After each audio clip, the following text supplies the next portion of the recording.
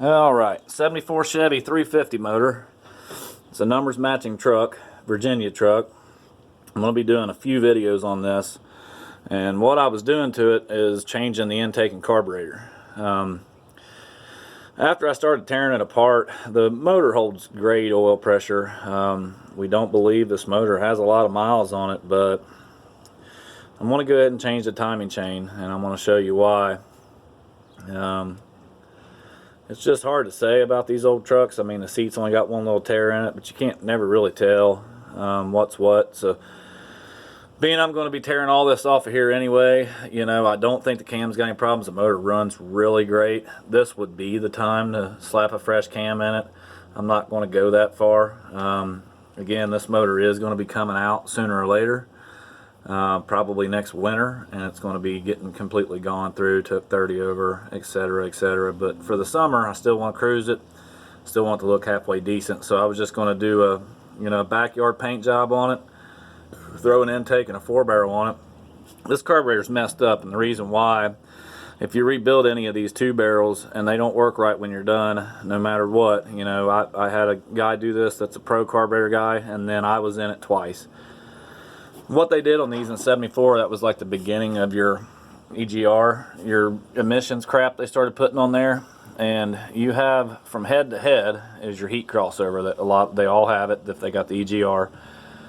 That heat that this carburetor takes, it warps this lower body down in here, and it don't seal off. This one at an idle, you can't never tell it. You can spray stuff all the way around it and it won't make no noise. When we had it off, we checked it on a deck.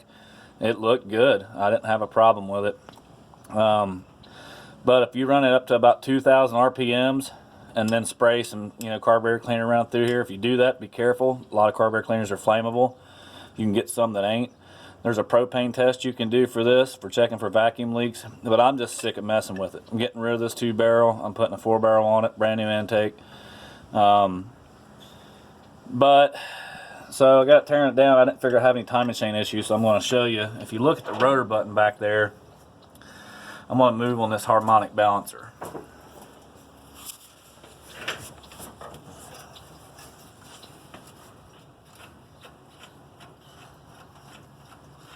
Alright, now look down here at this pulley, and I'm going to show you the movement I got before the rotor button starts to move.